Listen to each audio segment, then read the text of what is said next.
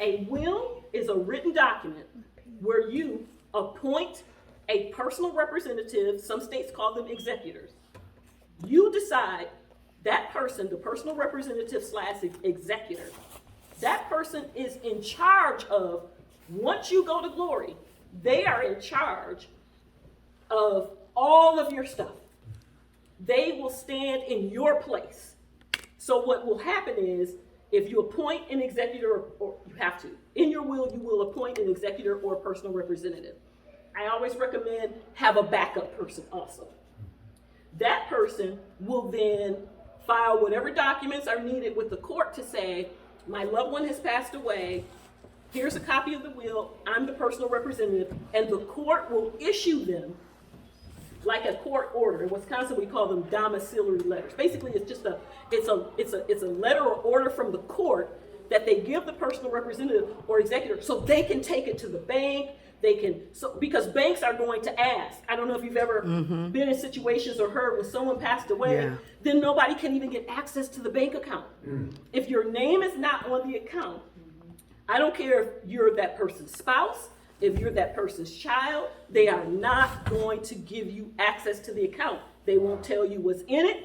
They won't tell you if there's an account there. Right. Well, they might tell you if there's an account there, but they won't let you touch it. They're going to say where your executive letters or personal representative letters. So the court gives those to the executor. Then they take those documents to all of your, basically they stand in your stead. So anything that you can do with your stuff, they can do. But the job of the executor or personal representative is not to take everything for themselves. Their job is to get the will, read it, and do what it says. That is their only job. That's it. So they will be the person to read the will and say, oh, mom or dad or auntie left the car to Billy.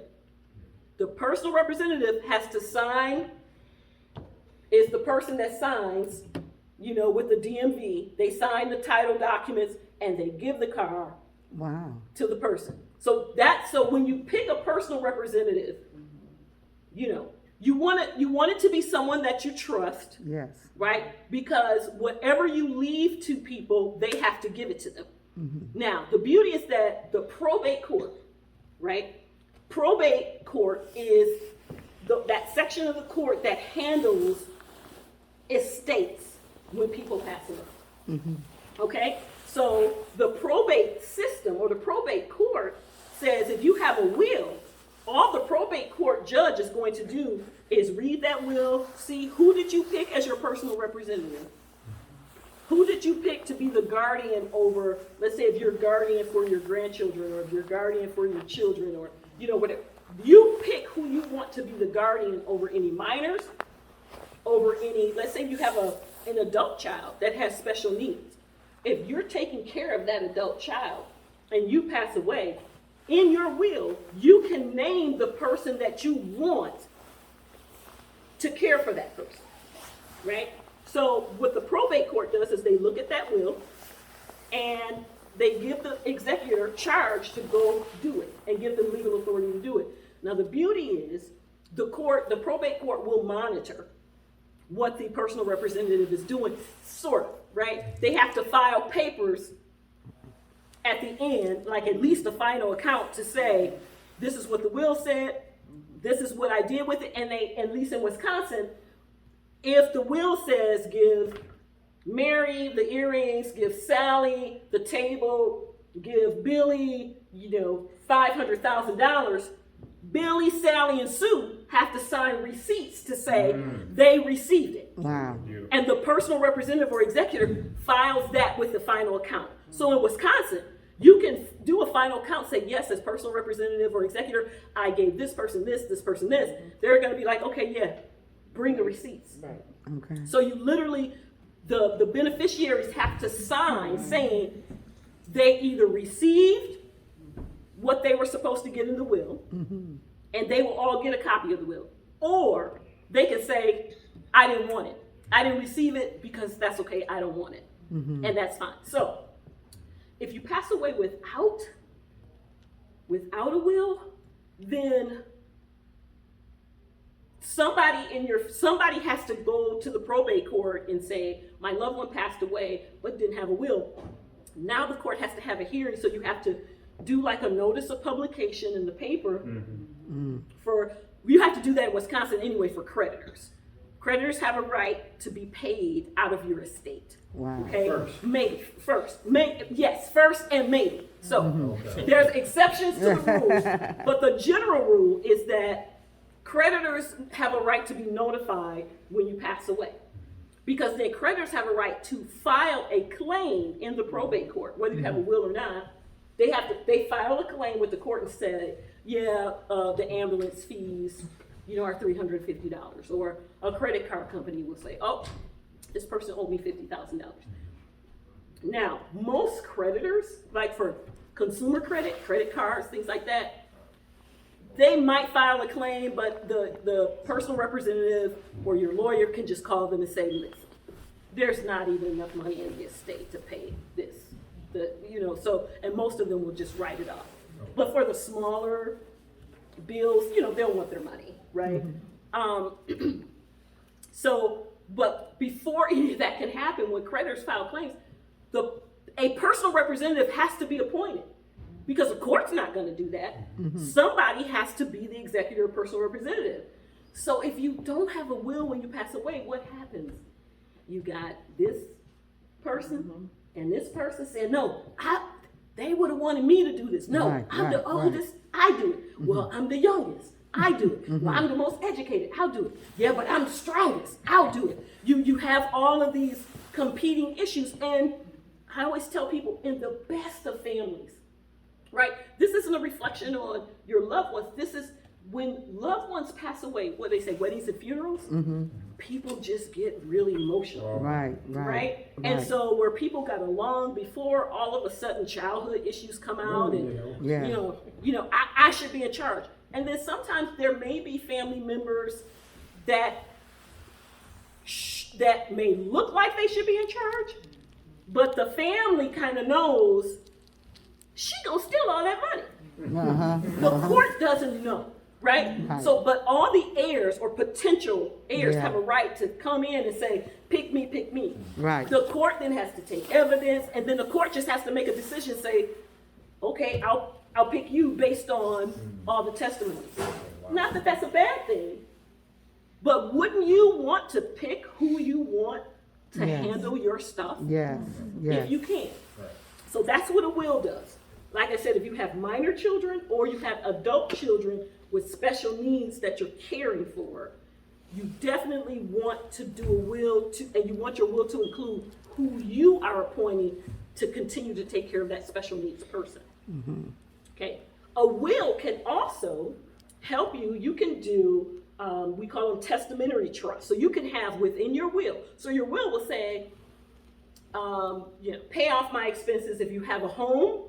If you own anything, like if you own a car or a home, but you still owe money on it, okay, you can leave that, let's say a home, you can leave that home to someone, but the mortgage has to be paid. And so typically what that personal representative will do is say, okay, can you give me a payoff on the house? I need to know how much it is to pay it off. This home was left to someone else. But it's up to the lender. So if there's a lien, if you owe money on something, it's up to that creditor to decide whether they're going to take it back, because they have a right to do it, to get their money paid off. For homes, they usually work with the personal representative. Usually, I'll call the bank and say, listen, the family would like to sell this house. Can you hold off on foreclosing because the person that owned it passed away? The family hired a realtor. They think they can get the house sold in 3 months or whatever. And then the bank will still continue to send those like foreclosure letters, but they're doing that just to cover themselves, but they already know, that'll be fine. Just sell it, and they automatically get their what's due to them off the top. Sometimes banks will, if you leave a home to someone and there's a debt on it, sometimes the bank will say, that's fine, if that person can qualify for a mortgage for whatever is left, then they'll just have that person apply for a loan good. for whatever is good. left, and then they can keep it. That's good. Okay. That's good. The same with automobiles. If you still owe, if you're still paying for your automobile and you pass away, right? Then like somebody's got to pay for it, right? So typically the personal representative can call and say, hey, you can just come and get this car because nobody wants to pay for it. Or like if you have a spouse, typically what happens is they just keep driving and paying for it, right? So this does not have, so if you pass away and you're married and you don't have a will, okay? The intestate succession laws say everything's gonna go to your spouse anyway. You still have to have a personal representative appointed, right? They still have to, fill out those documents to give an account to the court, but everything's going to them anyway. And Illinois, I believe, is the same way. Yeah. So if your estate is, like I said, if there's more, if your estate is under a certain amount, if everything that you have, the value of your home or condo, the value of your car, the value of your furnishings and jewelry, if all that stuff together, in a lot of states, if it's under a certain amount, if it's under like $50,000, and you can get there very fast, particularly if you own property. I mean, that you know what I'm saying? If it's under 50,000, then there's like these short procedures and summary procedures that your loved ones can go through. Okay, so I want to just quickly get to forensic files. Okay. Okay. So, everybody want to get, kill somebody with the insurance policy, right? Yeah. So if the spouse, let's say the spouse makes the children or her children, the beneficiary, and you're married to that person, does that kind of X you out of the proceeds of the? Okay, so you're X out completely. Okay. Good point. When there's a will, the will determines who gets what. Okay?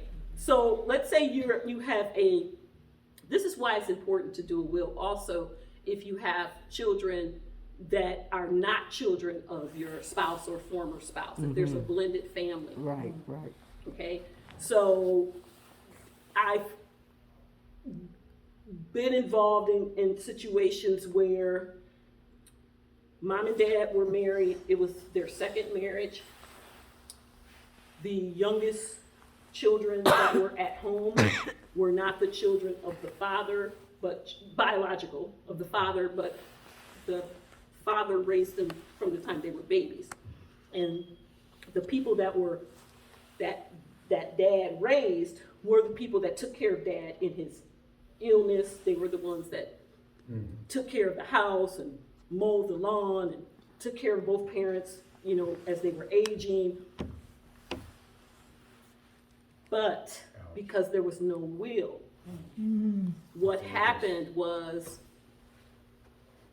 the older children who really were estranged from the parents, had nothing to do with the parents, never helped, never came back and got everything.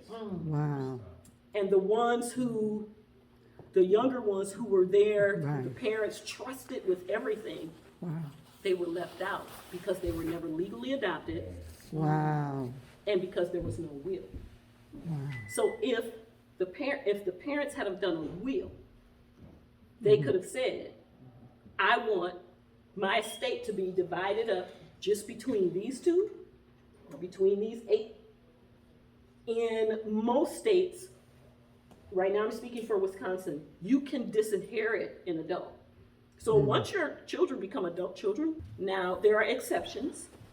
Again, if you're taking care of an adult child that has some special needs, right? There are some exceptions. There are also exceptions for minors. In your will, you can say, let's say you have 3 children, you can say, I want my estate to be left to 2 of the children, or you can say to 1. Adults don't have a right. Hello, hello, hello. It's your girl, Pastor Kathy Jones. Some time ago, I started broadcasting on this station. Over the past few months, our show has had phenomenal growth. We have had the opportunity to impact audiences all around the world. We have explored everything from depression to expressions of love, hate, fear, death, dying, and even how to save a child's life. We've also talked about sexual intimacy, and we've talked about all of these subjects from what I believe is a biblical point of view. I am convinced more than ever before that people are searching to have godly answers to the pressing issues of our day. And that's why I'm here. And you know that you need this programming to stay on the air. I want to continue to provide exceptional programming and motivate and encourage people across all cultures and the 27 time zones which we presently reach. I'm more than just a talk show host, and our program meets the needs of so many people, and we have thousands that are asking for more. To say thank you for your faithful financial support, I want to give you a special offer for those of you who give $10 a month for the next 12 months or a $100 gift, one-time gift. I am going to send you some of the most requested items from our KDJ Publishing resources. You're going to receive our most popular music, Warfare Tears. You'll also receive the book, Whose Man Is This? And you'll receive the DVD copy of Whose Child Is This? And Bishop Spencer Jones's digital copy of his book, The Soul Winner's Manual. Listen, people are wanting to hear more, and I'm wanting to hear from you. You can send your donation, send your gift. The information is at the bottom of the screen. Don't be like those who say, I should have, could have, wish I did, but do it today. I'm waiting to hear from you. God bless.